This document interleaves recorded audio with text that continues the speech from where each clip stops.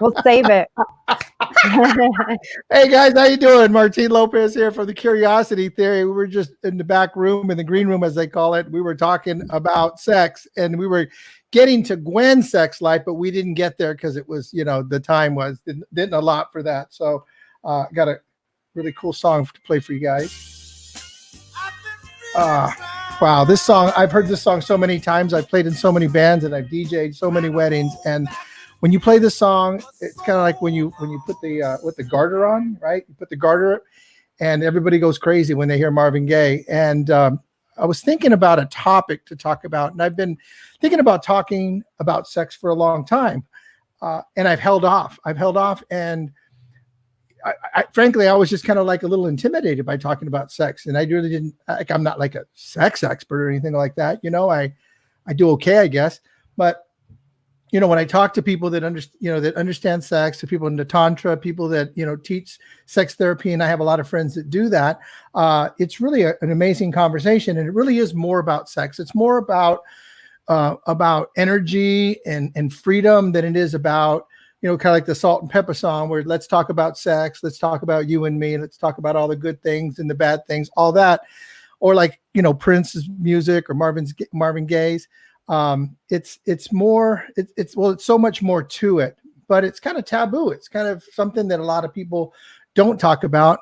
But, when you look at the feed that I did, or the question I did the other day, on my Facebook, I'm going to kind of go back and look at that. I had a question, and let me see what the question was. I said, where is it? How often do people think about sex? And I didn't want to be too direct and say, how often do you think about sex? But I was asking, how often do people think about sex? I had 92 comments. Jerson, my buddy, said 24/7, 365.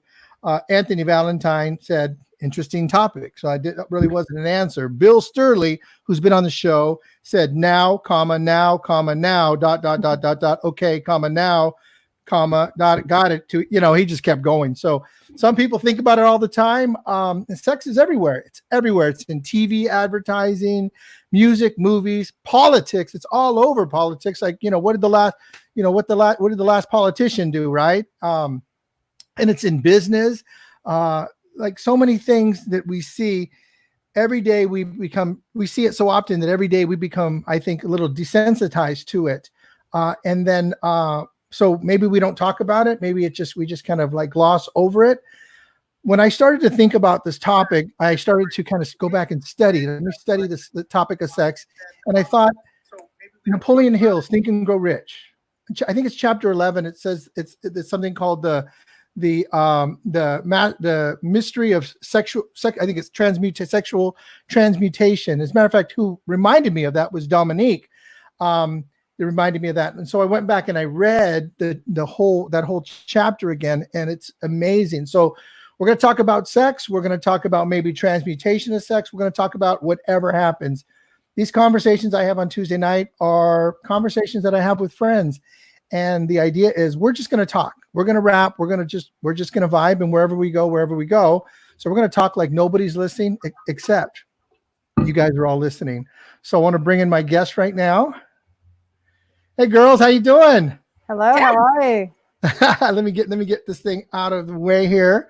So I'd like for you guys to introduce yourself. First, Dominique, and then Rafe is here right now. So I'm going to bring Rafe in. So Dominique, I'm going to have you introduce yourself. Tell us a little bit about what your background is, and then I'll have Gwen do it, and then we'll have Rafe do it, and then let's just start vibing and see where we go.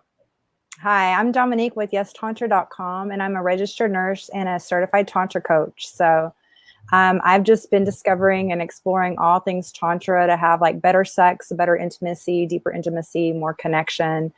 And so I just learned that the Tantra really is the sexual healing. So your music choice was very perfect. That's cool. Gwen, how about you? Tell us a little bit about you. Well, I'm Gwen Brehm. I live in Texas, in Houston, and I am a psychotherapist. I'm also a meditation teacher. So Tantra sex goes really great with meditation and deepening your intimacy with yourself, as well as with your experiences in life. And So I do a lot of different things all around that.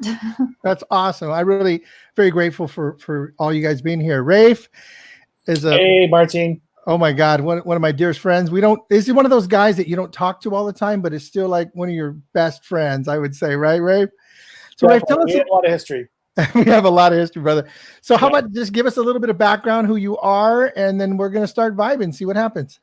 Sure. So my name's Rafe Biggs. I'm an organizational psychologist and the founder of Sexability, which is an organization committed to helping people with disabilities and healthcare workers learn about sex. And been doing this for about over a dozen years. I broke my neck 16 years ago from an accident. I had a fall from a one-story building and fractured my neck at C5-6. So I'm paralyzed from the chest down. But it doesn't stop me from enjoying sex. So.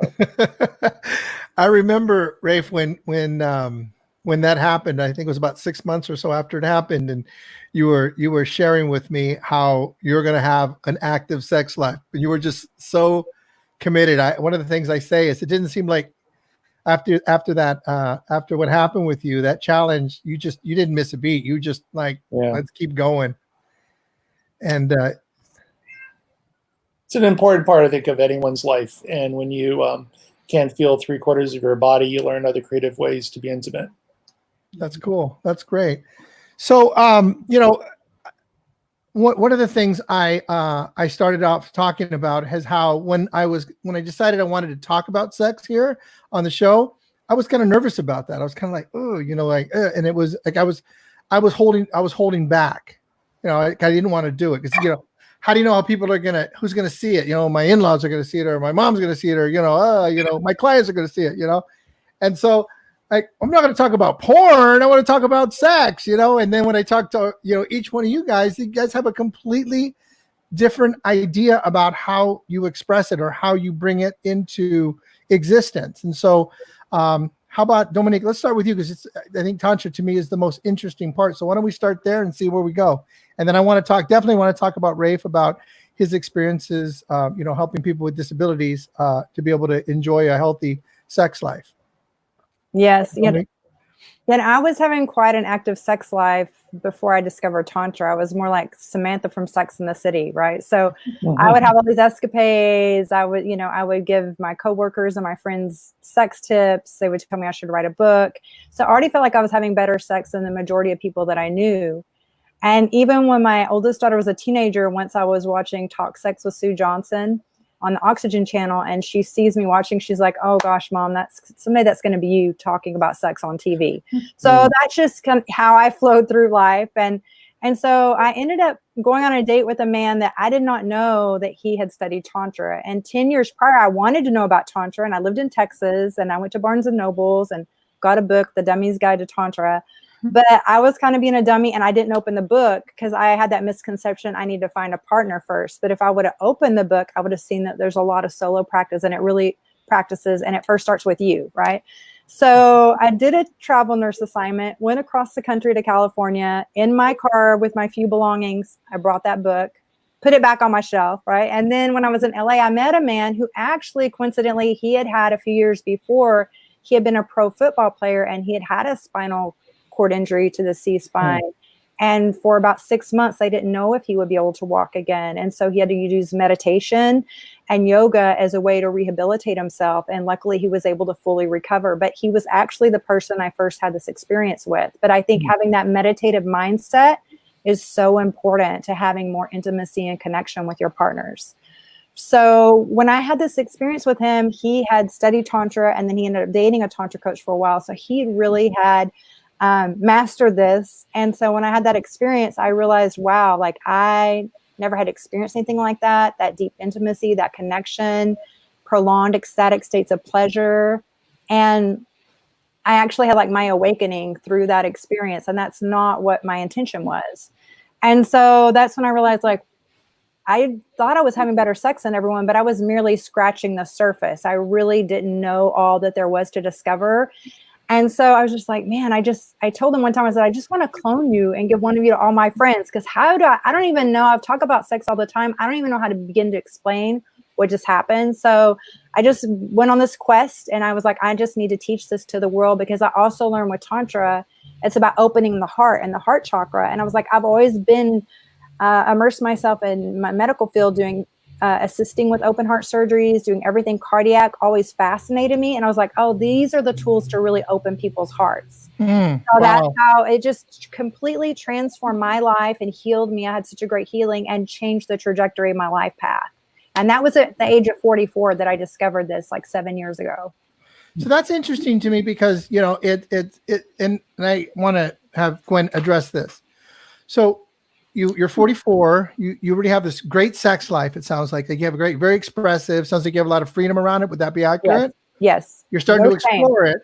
You're starting to explore it. And then all of a sudden you learn this Tantra thing, and all of a sudden now your heart's open and you go to this other level. Yes. And I know that when Gwen and I were talking, she talks a lot about the psychological part of that, and how we're, kind of like, let's talk a little bit about the suppression, if that's okay. And then how to break through, because I'm really interested in breaking through that. And I'm really interested in what you had to do to break through, like what walls or what challenges you faced. So Gwen, what is the thing that Dominique is talking about when we're talking about like that maybe that wall, or not having our heart open? How do you look at that? Yeah, so I think there's lots of walls that people put up about sex, preconceived ideas that we grow up with. Yeah. Right? Yeah. I mean, I live in the Bible Belt. You don't talk sex around here, right? And I grew up with a lot of those misconceptions too. I have to tell this funny little story. I was taught that you didn't have sex till you were married, and kissing was what people who were married did. And I walked into the hall one time when my sister and her boyfriend were standing in the hall kissing, and I go running into my parents' room, mommy, her boyfriend's making her pregnant, because I just assumed that that's how it all worked. No one ever taught me until my cousin got pregnant when she was in high school. Then my mother had to have the talk, and but a lot of people have misconceived ideas, and you don't even have to grow up in the Bible Belt to have developed an idea. We get a lot of these ideas from our family. We get a lot of these ideas from experience. As we're starting to explore sex, a lot of people have negative experiences with it. They feel bad about themselves, or someone makes a comment, or, how many times have you had crappy sex, right? And then you're just like, I don't know, this is not any better than this. I'm not going to put forth the effort. So there's just a lot of conceived ideas that we get just through our own experience. And then hearing stories and having traumatic experience. I mean, there's all kinds of things that help us build up those defenses to where we don't want to open up our hearts and get past that safety. We want to be able to open our hearts and to open our minds and our souls, because this is your partner in that moment that you're opening completely to. And cool. So I want to stop you right there. And so I want to talk about that, about that opening your heart and opening your mind.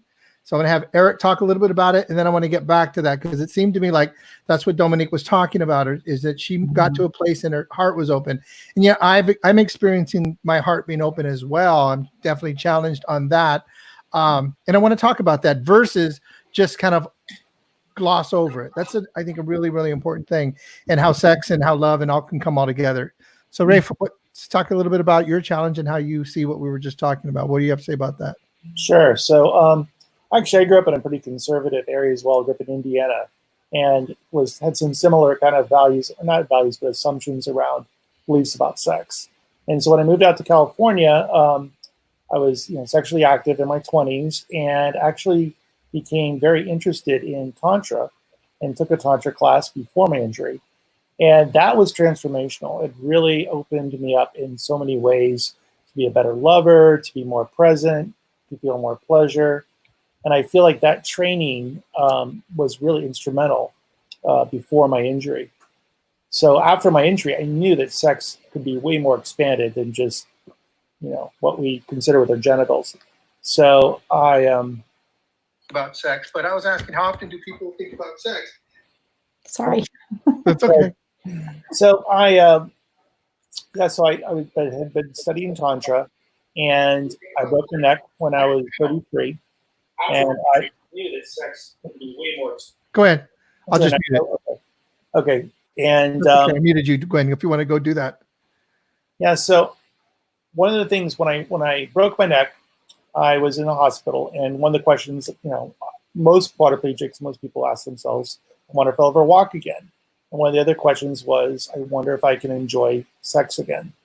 And that question just led me down my own discovery, because a lot of the healthcare professionals just didn't have a lot of information to share with me. So the way I discovered a more expansive version of sex was with somebody that had also studied Tantra, and we were just exploring our bodies. And I noticed certain parts of my bodies felt really pleasurable, even more so than before. And so I just learned to bring attention and energy and awareness to that. And over time, the part of my body that I found really sensitive initially was my thumb. And that to me felt orgasmic. And so I was able to have what I described as a non-genital orgasm with my thumb. And since I didn't feel my genitals, that became an access point for me to enjoy pleasure and connecting with my partner. So it was, purely there was some training I had before, but a lot of it was just simply being open and listening and finding somebody that was willing to explore with me. And, my journey has expanded since then, but it's been something I would have never imagined. Yeah. I'm hearing what you're saying, and I know you've told me about it and you've explained it to me, and it's so like a different world. Like when you talk, I think your ear too, you talked about, right? Sometimes, parts of my ear, and I can really feel about sensations right above my nipple line. I can feel my whole body. Below, it's more fuzzy. So any part that abnormal sensation, I've learned to bring a lot of pleasure to it. So you say learn to bring a lot of pleasure. So if I was to say what's classic sex, it's like, you get together and things are being pleasured, right? You're in basically genitals, breast, neck and all that. Mm-hmm. So there's an active version, like it requires the other person to do something. And then I would imagine that because there's kind of like a little bit of, you're sensitive, the other person is doing something, and it's kind of like I don't know. Do you know what I mean? It's that's the way it is, but you're talking about this whole like allowing for it, like allowing for your chest. And then that seemed to me kind of like what Dominique you were talking about, is like you got to a different level. I'm real interested in what that is. Like, what is that? Like, oh, what? Mm-hmm. As far as the levels, for me, it was just understanding the energy centers in your bodies, and they're referred to as like your chakras. Mm-hmm. So whenever you're able to circulate the energy, and a lot of times our heart chakra is closed down and shut down because of either a wound we have from our parents or from a previous lover, and we kind of stay guarded. Mm-hmm. And a lot of times we think that, if we can keep the hurt out by staying guarded, but really most often what we're doing is we're keeping all the good things from coming in. So, you just have to be in that space and take that chance. And so whenever you're able to open up your heart through different tantric techniques and through pleasure, and for me, it was what they call through, it's called like a Kundalini awakening, just the way the energy kind of goes up through your energy centers. And then it went through up my heart chakra and went up to like my third eye, where I would tap more into my intuition. And then that just kind of like had an awakening, and I just started to see things and understand things in a different kind of a way where I had more awareness. And then I started understanding energy, and I understood the responsibility that came with that. So sometimes people think with Tantra, like, oh, people that do Tantra, they just have orgies or whatever. That's not always the case. Usually when you really understand energy, you have more discernment, and you're like, well, I can't put a body condom on someone and protect myself from their energy if their energy isn't good. And so then you just kind of step back and you just learn more self-pleasure techniques through Tantra and manage your energy more, and have more discernment. You're more selective with who you will be intimate with. So that for a while, it really messed up my sex life, because I was like, okay, I can't just be careless or carefree, because there's, you're taking on other people's energy within your most intimate spaces. And like Gwen, I grew up in the Bible Belt, so it was a lot of repression. And, them talking about, oh, your body is your temple, and you get so like overwhelmed with religious stuff. You're like, oh yeah, whatever. But then with Tantra, you realize, oh yeah, my body is my body is a temple. So it's just in a different context than what traditional religion teaches us. What I'm like Peter Anthony, he says men hearts are harder to open, yes or no? And I don't necessarily want to answer that yes or no. I know for me personally, I think my heart is very hard to open, but then people would say you have a big heart. But I know where my walls are, I know there's the wall here. I know where I get choked up here, I know where all those areas are. When you guys learned that to open up, did you have more freedom in all those other areas as well of your body? Yes, and I think that what I want to say really quick is that for males, it's like we're like a battery, like a positive and negative charge. So females are where our positive charge is in our heart chakra area, where our negative charge, not to be negative about your genitals, but the negative energy charges to the genitals. Whereas males, their positive charges to the genitals and their negative energy, where they're more shut down is in the heart area. So that's why whenever they want to approach things, a lot of times they approach everything from, they always are grabbing the family jewels. They always want to send a picture of, their genitals to people that they hardly ever know. Cause it's like, oh, I don't do that. Want the world to, but a lot of times that's how they want the world to relate to them, because that's like their most important thing. That's where they focus most of their energy on. Whereas then for females, unless we've gotten really into our masculine energy, and like how I was being like Samantha from Sex and the City, I was like, well, I can be more scandalous than any guy and I'm going to break your heart. Kind of, I was really in my masculine. But usually when you're really in your feminine, you are looking for more romance. So to open up down below, you need to have an experience that opens up your heart a little more and have a little more romance. And then that's how we start to be aroused.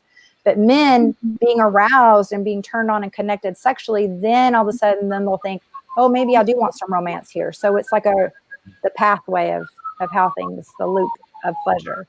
That's cool. Gwen and Rafe, how would you respond to that? That's. I find that fascinating. Oh, go ahead. No, go ahead, Gwen. Yeah, I find it fascinating to think about it that way. I think there are different ways and perspectives that people can take, but there's so much around energy in the body and in our lives, and we can't deny that. And there's so many practices that help you balance energy. Yoga and meditation is one of the best practices that help you heal in so many different ways. And I love to see people applying it with their sex life too, and not just their physical body for healing, for illness or anything, but also just, their sexual pleasure, really getting into the pleasure of the body and what all it can do for you. Here's a problem that a lot of people I think have, and maybe this is something male, female too, I don't know, but so many of us see, this is our mind and our soul and then our body, like they're all separate, and they just can't be separate. They're all connected to each other. So, it's just really important to understand that concept, that what's happening in your body and what's happening in your heart and what's happening in your mind, it's all together and they're all integrally related. So, I think that has a lot to do with it. So, Rafe, what are your thoughts? Yeah. I think that Tantra has really taught me a lot about how to feel more of my whole self, and being able to access, as Dominique was talking about, the different chakras, different energy centers, really, really important for being able to enjoy pleasure and also listen to what feels true to me with someone. Like if something feels off, I can listen to certain parts of my body, like my heart. My heart feels closed. Well, why is that? Is there some reason I should be more cautious with this person? But I've learned more to open my heart more and more, but also be able to, like, if I need to tune it down some, I can. But I've always had a pretty open heart, so that's been one good benefit. But I think as far as like sex goes, I've just learned that sex is way more than just intercourse. There's so much that can be explored, and there's so many different ways to feel pleasure, to give and receive pleasure. So the whole body mapping process that I take people through, and that I learned for myself, has been really instrumental in being able to access more intimacy and more pleasure and more joy in life. I love that. I definitely want to talk about body mapping. I just made a note of that. Sure. That's some good stuff.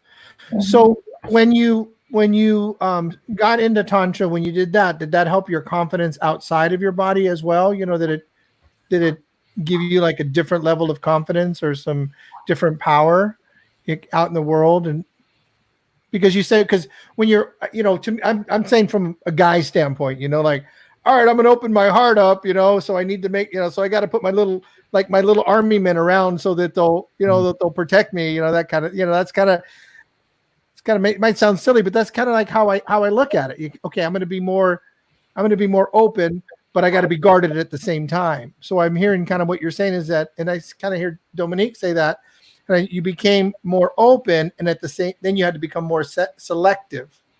Mhm. I don't hear that as being guarded. I hear that as like responsible for like where you go, and the world actually happens around you. So you don't always, maybe you're not always guarded. Are you finding yourself like more open, and your experiences overall are more pleasurable outside of sex? Oh yeah, for sure. I think so. Yeah, my So, relationship, just everyday relationships with people, I'm a little bit more, not always more pleasurable, but I'm able to like. I mean, you're asking about confidence. For me, confidence lives more in my belly, so like in my solar plexus, where you know, being open emotionally is more like in my heart chakra. So being able to like being able to fine tune each one of those energy centers is, I think, a really good. That's one thing Tantra has taught me is how to tune into if I feel like more shut down in one area, I can breathe into that area and learn to open it some, and that will typically help me in all kinds of different situations. that's cool. I was just thinking to myself, if we were like all together in the room, I'd go, yeah, I'm the guy that has the regular sex, you know. I'm just a regular guy over here, you know. I really appreciate this.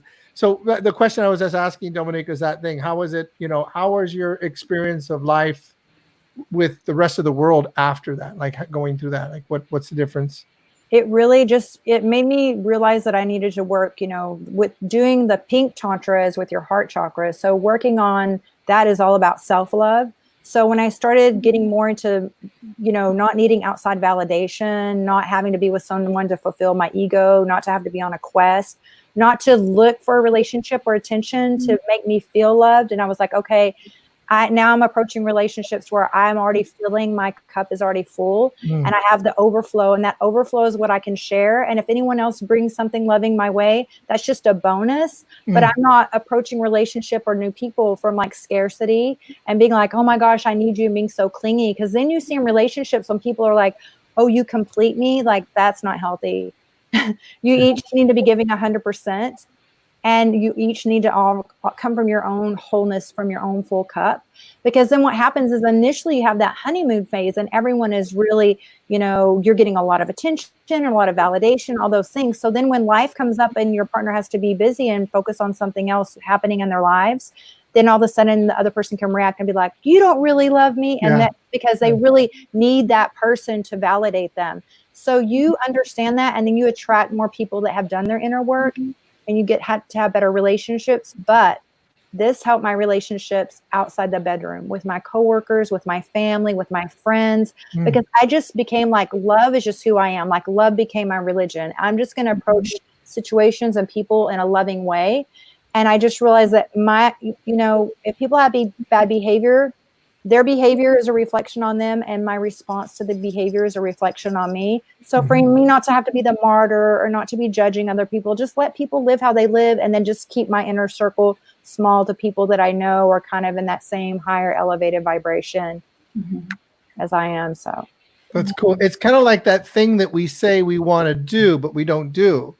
Like we say, oh, I want to be whole and complete in myself. Then I can go into a relationship, and then we go into a relationship, and all of a sudden we just drop that. Like it's not we, it's me. So then I drop that, and then I become have that codependency, and have to step back. And it's almost like a game that gets played inside of my own life, whether it was in my marriage or, now outside of a marriage. So it's kind of, I'm hearing what you're saying. And it's the thing I think that people that are awake or aware actually look for. It's the thing that we keep talking about, but it's not necessarily the thing that we have or we can hold. It sounds like you guys have a maybe a hold of it or a different experience of it. That's really cool. I think it's just when you can feel, sorry, Gwen, when you can feel the energy, like Rafe is saying, and like Gwen knows with meditation, when you learn how to feel the energy, that's just the energetics of sex, that changes things. And then once like energy doesn't lie, you can feel that energy, right, Gwen? Right. Explain more on it. Yeah, I'm going to have Gwen comment, and I'm going to talk about the energy of sex. Go ahead, Gwen. Yeah, what I was going to say about her, what Dominique was saying, sex is totally different when you feel so much better about yourself. Mm-hmm. When you heal past whatever wounds you have, sex takes on a whole different role. It's almost like you're having sex with a totally different person. As in I'm bringing a totally different person to you mean you're the person that's totally different, like you're a new person. Okay, got it. Okay. You're showing up in such a different way when you are healed. And healing, I like to use the word ing because I don't think we're ever exonerated, right? We just keep growing, we just keep moving forward, and we keep opening up, we keep sharing loving energy. The second thing that she brought up was about finding a group of people who are on the same energy level that she is. It is so important. They become your tribe, your pod, whatever you want to call them. So hanging out with people who experience life at the same energy level you do makes such a difference to support your continued growth and your continued opening. Yeah. And I think that the tribe thing is really important. And I have a friend that's a cross-dresser. He's been cross-dressing forever, and he says, like, he's been places, and where he went, it's like there was people that were kind of like more perverted, and that wasn't what expression he wanted for himself. He wanted to be free and like be able to communicate with people and talk to people, and just be able to be who he is and express himself, dressed as a woman. But then what he found is like people were, let's have sex, and that kind of thing, and it was. So I think the tribe is really, really important, to find a tribe that I think you feel safe in, that there's respect and, mutuality, and that place to be able to express yourself and be able to grow. How do you find tribes like that? That's a question. I think to some degree, it comes back to your energy. You're going to attract people when your energy at a certain level. Other people who have that energy are going to be attracted to you.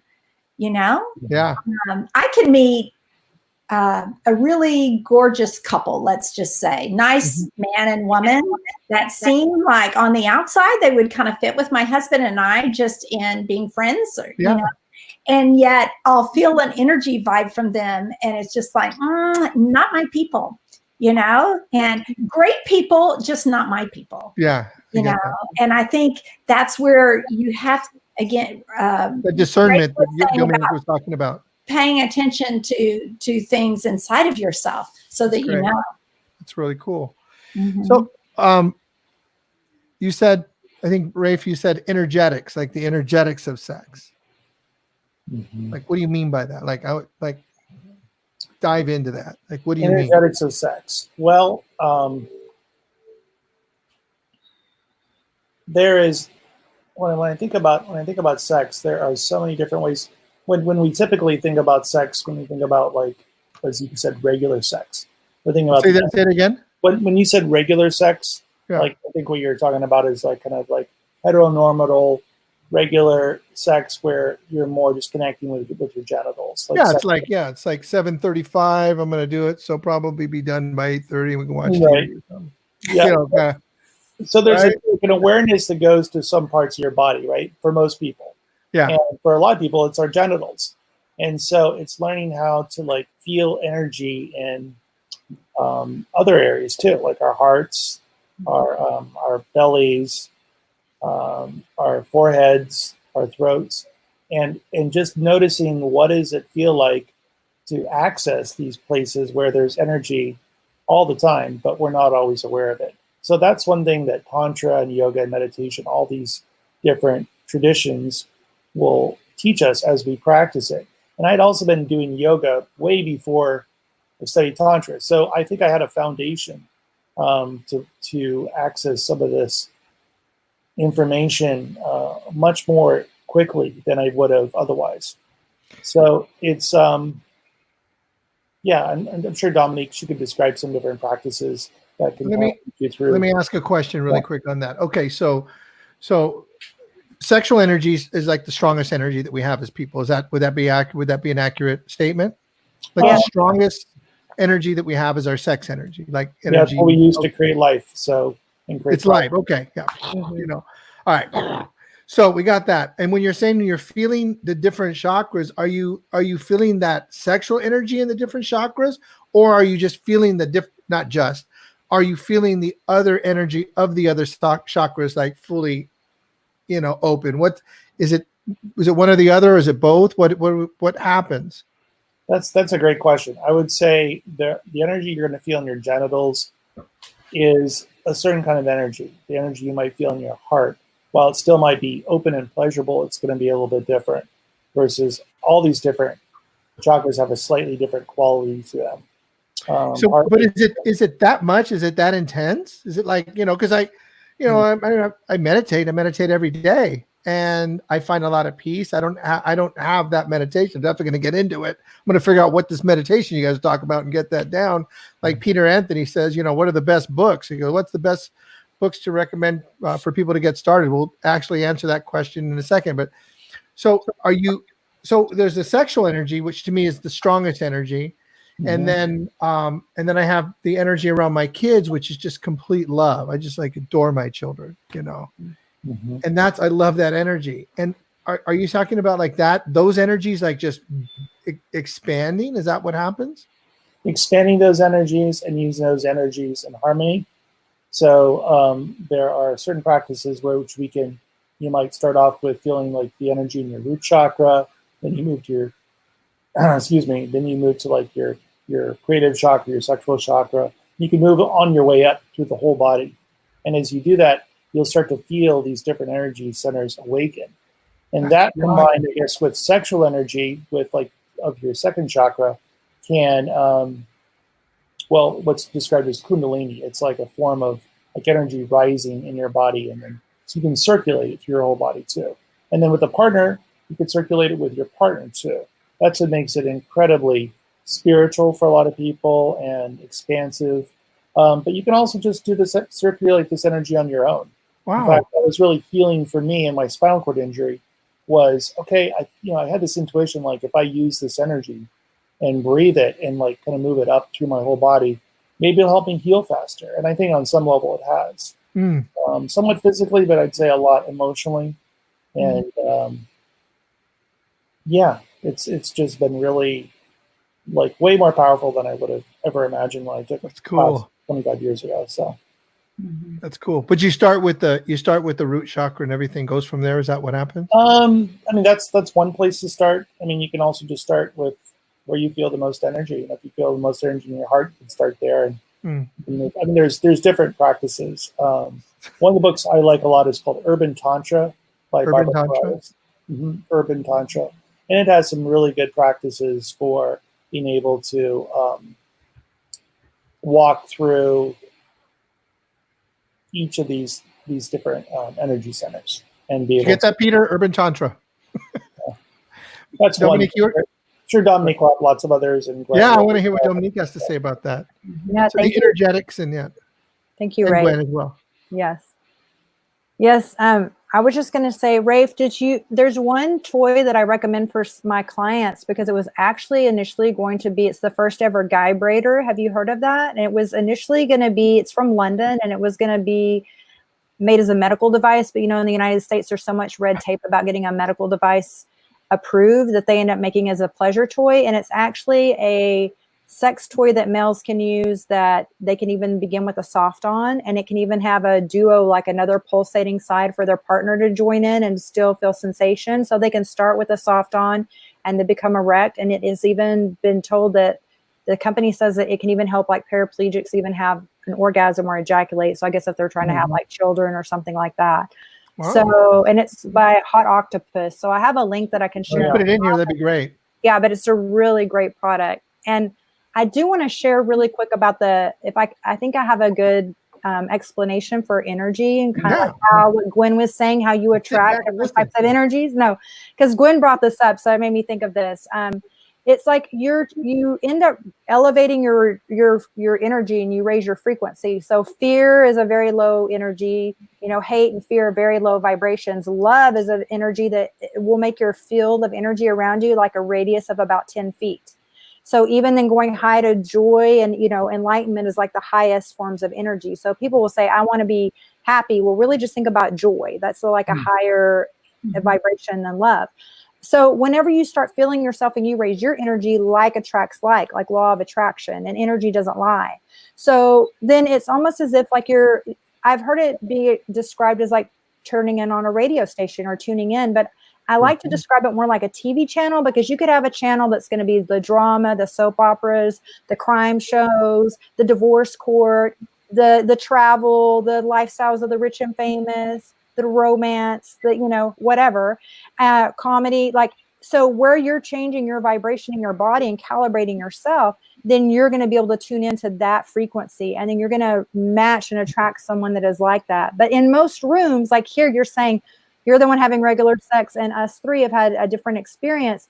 But usually when we go places, it's usually just us. There's the rare person that's experienced this. A majority of people haven't experienced this. Yeah. You know, so It's you a great thing to get. you created the space where you're the uncommon one. You know what I mean? It's not, you're the rare one. Uncommon one sounds like fun. Yeah. We could teach you a lot. That's right. Gwen, how do you see the energetics around that coming together? Around what coming together? Just around sex, the energy around sex, Yeah. the creative energy and all that. You know, I think it's the energy that attracts us to our partner from the very beginning, right? Yeah. I mean, I'm pretty sure that the man I'm married to right now had not spoken a word to me before I knew I was in love with him. Like, I just felt his energy. I looked across the parking lot and saw this man and just felt his physical energy. And I think any other time, like I had probably been I met him cycling. I'd probably been on another bike ride with him and never even noticed him. But that day, my heart was open. I was feeling really good about myself. And I just got connected with this amazing man, you know, and I think that can easily go in so many different ways. I dated somebody one time that his energy was all about himself, you know, and there was no space for me. And it was very difficult to have any kind of ongoing intimacy with him, because the intimacy was all closed into a little box. You know, and you see that in a lot of relationships where there's parameters around energy and parameters around the spaciousness of the heart in the relationship. I'm sure Dominique sees this all the time when she's working with people. And that's, like she brought up, that's wounds that are showing up in the relationship. And we all have them. And it's not that you can't go into a relationship without wounds. We all have them. It's our job to give them spaciousness and to give them grace and to allow them the place to heal. And this type of sexual experience allows for healing. You don't have to just show up as a healed person. Yeah. It allows for that expansion and that healing and all these wounds that you have in various areas of your life. It may not even be about sex. It could be about authority figures or your capabilities and confidence at work, and just being able to allow yourself to be in an expansive space towards healing is beautiful, you know, wherever that shows up. Yeah. And for this, it shows up in this area, in the sexual area. Yeah. I love it. You know, one of my journeys right now is energy. Is like is my own energy, and it, you know, it comes through eating. It comes through yoga. I get a lot of energy, meditation. I get all that. And then when I started talking to Dominique a little, I think we talked the other day, and it really got me excited about like how to use that energy and how to prolong that energy. You know, so it's like it's not just, you know, a little bit of time, but how do you use that energy ongoingly and sustain that energy? That's something that Dominique was going to start talking about before in our conversation. I said, "Don't tell me I want to be fresh. I want to be curious. I want to hear that for the first time right here." So can we dive into that really quick, Dominique? Or yes, most not definitely. even quick. I've been Yeah, dive into it for a while. Yeah. Well, Tantra isn't about being quick. No. So it is like our sexual energy, and Rafe spoke on this too. Our sexual energy is our strongest energy. It's our life force, our primordial, and in like Taoist beliefs, our chi energy, our vitality. You know, so it's our strongest energy, and we were created from sexual energy. So, but there's so much shame about sex. But why? Because we were all created from this energy. So if we were to explore and we think, okay, there's things that we need to heal, we want to change in our lives, when we learn how to tap into that energy, we learn how to feel it more in our bodies, and you do breathing practices and breath work to help it flow up through our body system and our channels and our chakras for sexual healing. And when we know how to like cultivate it, expand it, then we can actually begin healing ourselves. And wouldn't it make sense that the very thing that brought us into this world could be something how we could heal our world and create the life we want to live? But there's so much shame and everything about it that people kind of shy away from it. Mm-hmm. And so then when we look to find out about how to have sex, like no one has these conversations with us. If we have conversations about sex, it's like abstinence. It's about don't get an STD, don't get pregnant. No one says, you know what, you can have these amazing experiences in your body if you learn these ways of self-pleasuring, self-mastery, and you understand these things, right? But no one tells us this. So of course we go and look at porn because we're like, well, no one else is telling us what we're supposed to do. So there's no shame in that, but people will go look at porn, but then they're not able to have the intimacy, and they're not able to understand fully what they can experience, right? But so a lot of males, they'll allow. We're talking about desensitizing. We become desensitized. That's what you're talking about. Yes. Okay. So you get desensitized, and you don't know how to be intimate or have that connection when you're with a person, because then you're seeing these images in porn, and like you keep getting bombarded with like the money shot, the money shot, the money shot. And so then when you're with a partner in your real world, then all of a sudden your brain is like, okay, where's the money shot? Yeah, right? Like I'm not getting the same visual stimulation as usual, and your body won't have the same response. So it's like knowing how to tap into that energy and knowing how to change your pleasure pathways in your brain with neuroplasticity. Because also, when we first learn to self-pleasure and masturbate, we also do that very quickly because we don't want to get caught by our parents, right? Yeah. So then we get that pleasure loop. What are you doing in there? Yeah, we get that pleasure loop embedded in our brain, and the more we repeat that, the deeper and deeper that groove goes. So it's like connecting and creating new pleasure pathways with my clients and showing them how they can prolong that pleasure, how they can experience more with that pleasure, and how they can focus it to achieving their goals. And when males frequently ejaculate, they lose a lot of their life force energy, and they're being very mindless about it because it's very draining. That's why they fall asleep right after. Where females, the energy of the orgasm can be more energizing because it goes more inward, and we can be more talkative following an orgasm. And I promise I didn't orgasm before this. I know I'm being talkative, but no. But so it's May. The difference. We only got a few more days to get it in. I know, right? I've been getting it in. But but it's like the different experiences that we have with that. So males they'll end up like not having the drive and everything to go for their goals. So when you talk about Napoleon Hill, Think and Grow Rich, the sexual transmutation, these practices were used by Nikola Tesla, Steve Jobs, Einstein to tap into their creative genius. So then instead of constantly ejaculating and releasing their energy, because they have to replace the minerals and everything for the fluid loss that happens there, those fluids can create many lives, right? So that's a lot of energy that you're putting out. So when you know how to breathe and separate your orgasm from your ejaculation, and then you can be multi-orgasmic and let that energy flow through your body and have full body orgasms, then all of a sudden you're charged up. You have more energy to do what you want to do. And it also opens up your third eye. You have more creativity, like everything starts happening. And that's why a lot of people that do really amazing things in the world, like Einstein and Tesla, they knew how to take control over their sexual energy and their urges, and not to be a slave to them and to be controlled by them. Instead, use them for what they want to do and how they want to be and show up in the world. And they still had these great sex lives, I said, but they also expanded that. Is that what you're talking about? Well, even if they just did self-pleasure techniques, Okay. I don't know it, I don't really know how their sex lives were. I just know that In the book, it talks about them Sex having. life. Yeah. Albert Einstein. Yeah, right. So it looked, he had quite the bedhead. It must have been pretty exciting. I don't know. That's great. From all the You got the mind-blowing stuff. COVID bedhead Yeah, right here. He was So like, he was having those orgasms. that's cool. So are you using? So you're separating the orgasm from the ejaculation. Mm-hmm.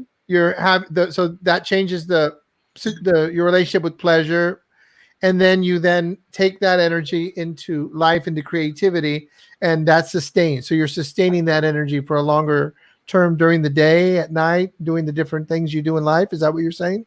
Yes, and don't ejaculate. And I also incorporate, because Tantra is means to weave things together. So I also use a lot in the Taoist principles and practices, and I bring those in because in those philosophies, and I've trained with Montauk Chia, and he's been teaching this for about 40 years. And it is believed that based on the age that you are and what the status of your health is for males, that they should only ejaculate so many times either per week or per month based on those things.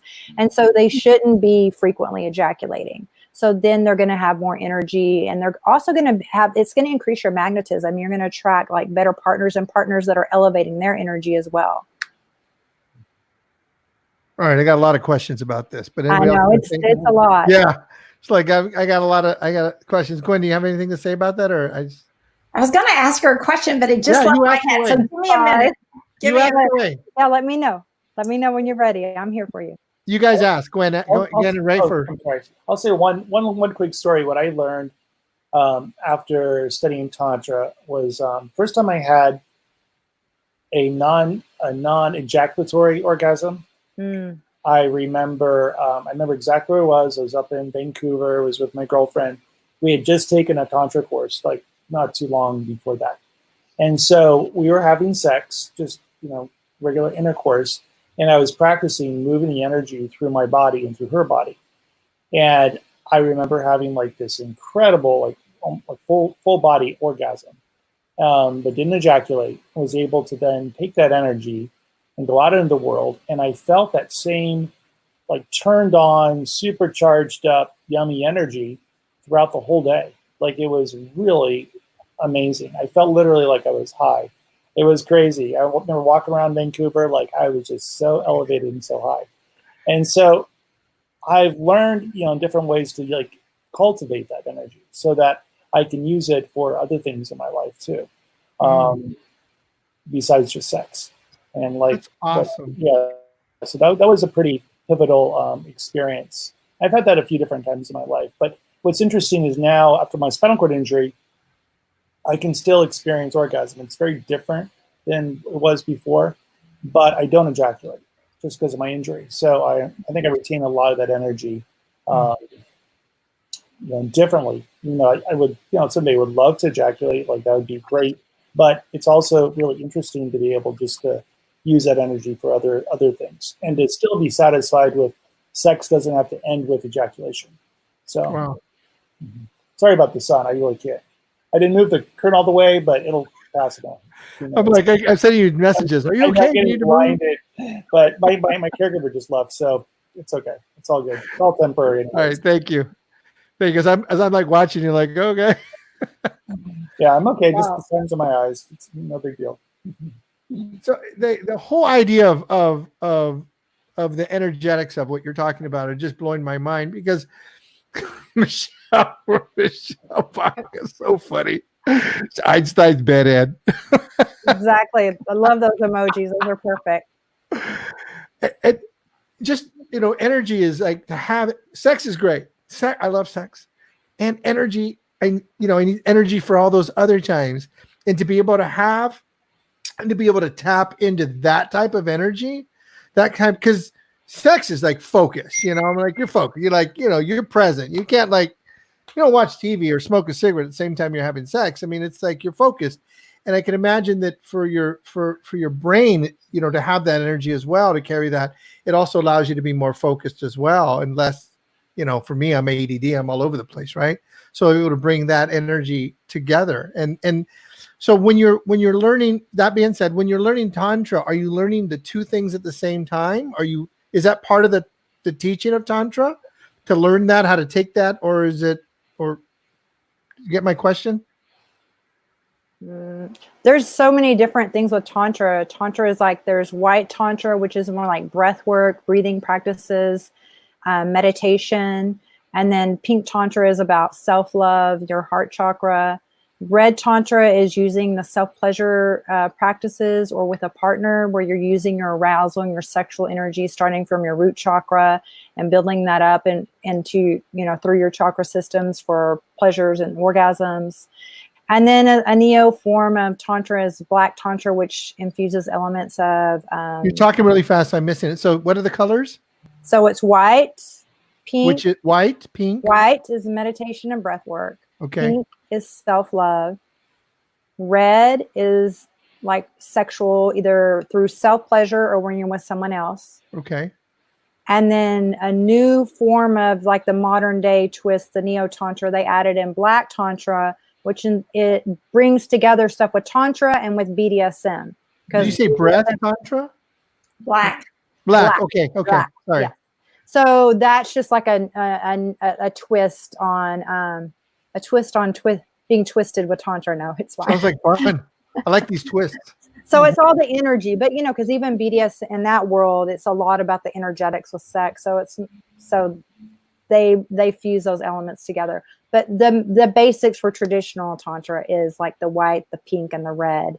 Mm-hmm. And red really, when people want to work with me and they want to, be able to be great in bed with another lover, I really focus first with themselves and their mastery, and starting with the white Tantra, with the pink Tantra, then you move up. That way you have those other tools, and then you're able to do that. And especially for males, it can take a while, because just think, for so many decades, you're used to experiencing pleasure and having that neuroplasticity in your brain one way. So sometimes it can take a while to have a different experience.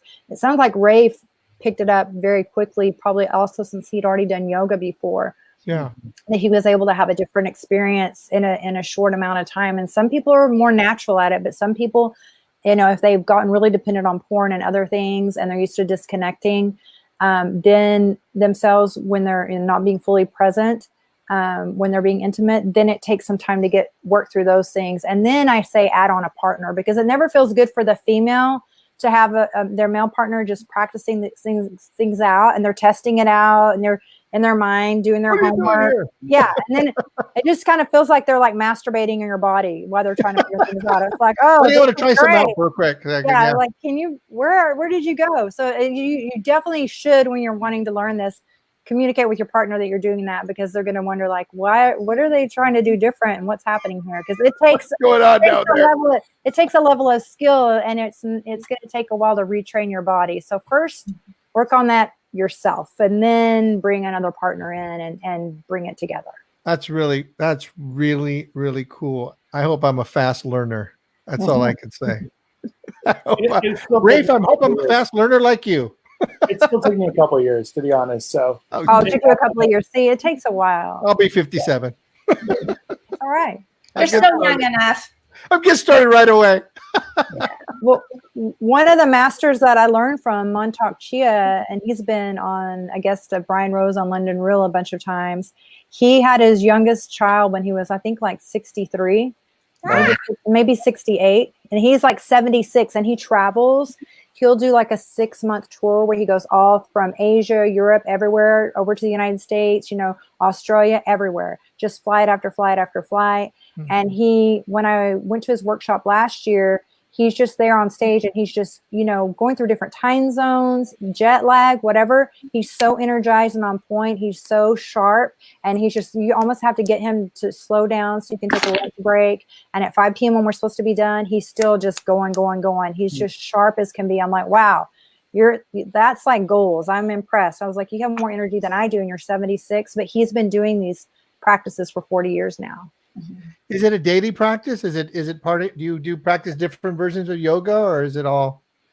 It's better if at least you do, like Gwen, when you say meditation should be a daily practice. Mm-hmm. Yeah. Some of those things, the more you put into it and do it, the more you're going to benefit from it. Mm-hmm. So you can kind of step away. It's almost like physical fitness. You don't go to the gym for a while then all of a sudden you're not having the same results, right? Yeah. And your body is going to be changing. So you have to keep that muscle memory. You have to keep, it's like your inner gym. You're in your gym for your energy body to stay fit and to have those skills to be sharp. That's cool. Does anybody out there, do you guys are watching? Do you guys have any questions? Please like pop them in. And then, I've got a lot of questions. They're probably questions like one-on-one questions, but there's, definitely a lot of things that I'd like to learn. Now, Dominique, what is yestantra.com? That's just my website, and I coach clients all around the world through Skype and Zoom. And so my male clients, when I coach my clients, we're all fully dressed. And then I give them, I talk to them and see where they are. And I give them what their exercises or their home play of what they're going to be doing. And then when we meet again, I just talk and check in like what blocks came up for them, what breakthroughs did we have, and we just keep building from there. And getting them to do a lot of the meditation practices and things that Gwen teaches as well, just so that they can have a different relationship with their body and start doing self-love. And so it's just a lot of things that we cover. So I coach them for like 3 months to 6 months, kind of depending on what their goals are and where they are in their journey when we start working together. That's really cool. And Rafe, you were talking about body mapping. What's this?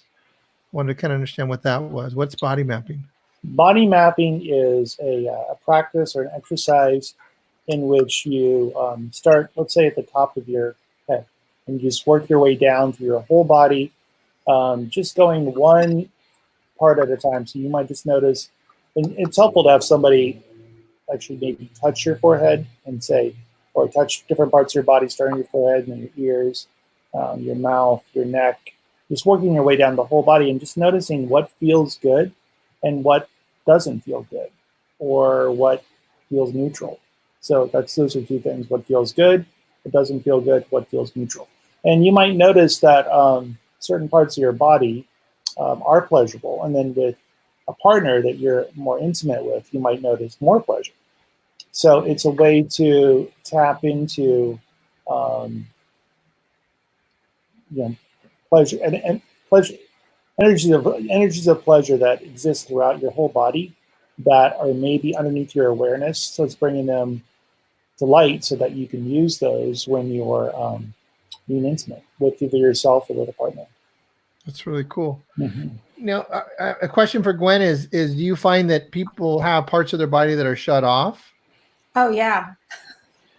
Yeah. And for a variety of reasons. I've mentioned trauma before. Trauma, obviously, around sex can shut down a lot of that, even desire to have sex. Like, I don't even want it part of my life anymore because it brings up too much pain. But there's other ways where you get pain and wounds around sex, comments, bad experiences. I mentioned that earlier. So that can shut people down in that area of their life, just like it can shut you down in many other areas of your life. It's not just about sex, but it can shut you down in so many different areas in your relationships and how you relate to yourself, even the things that you say to yourself and how you allow other people to treat you. I could go on and talk all night about that, but your relationship to yourself, with yourself, is going to show up in the sheets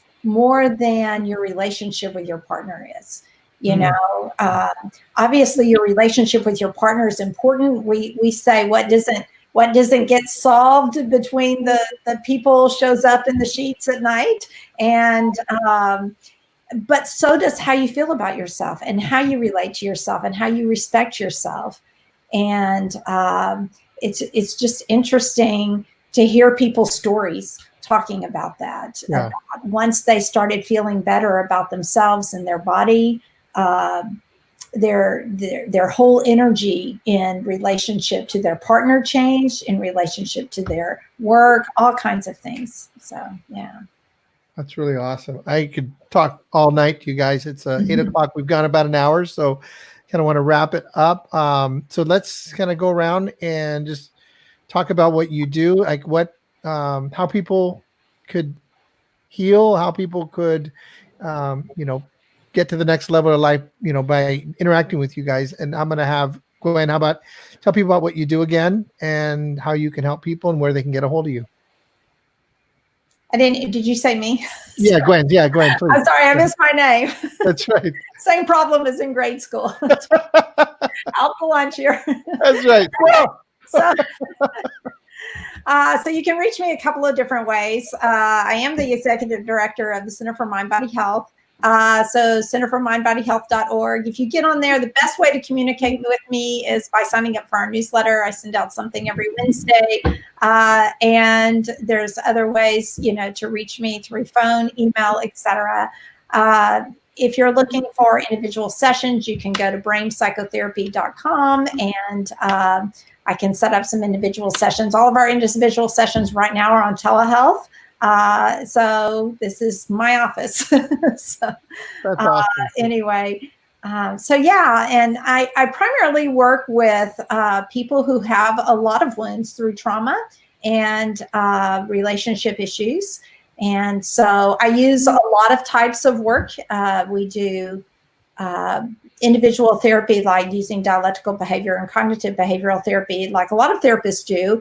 But almost everybody who comes into my practice learns how to meditate, learns how to eat right, learns how to exercise. You just can't separate all of those. And so we do all of that kind of work, a lot of meditation, and that's awesome. Puts the brain in a position of healing. So, yeah. That's cool. Would you put your information in the comments, please?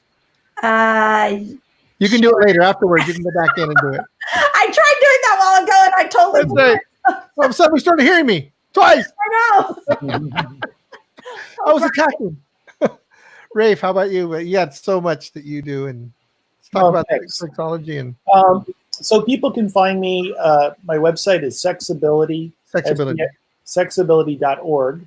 So if you go there, that's a good way to reach me or get my email and phone number. You can sign up for a complimentary one-on-one coaching session. What is the coaching session that you have? What is that? Well, it all depends on who the individual is. So I work with both people with disabilities as well as healthcare professionals in helping people to have more intimate, creative, pleasurable lives. Mm-hmm. And it can be a man with a spinal cord injury. It could be a woman who's a partner of someone who recently got injured.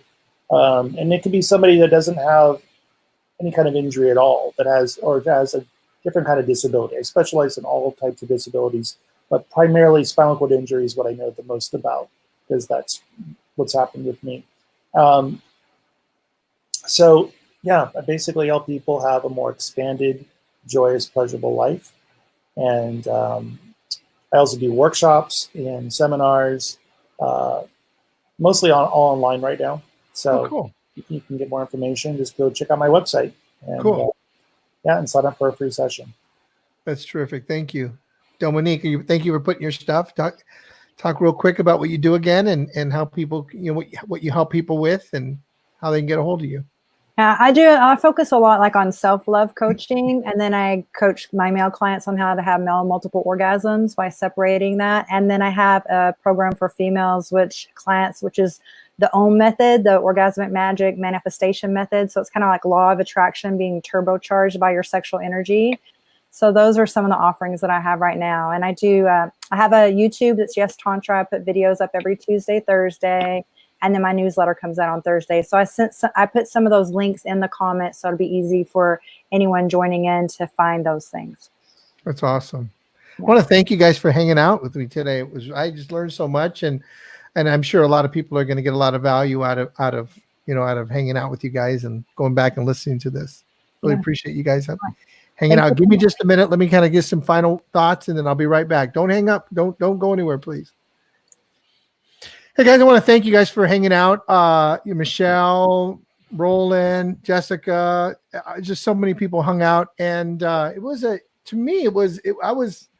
felt a little comfortable, but it's a tough conversation because it's not something we talk about. We don't talk about sex every day and explore.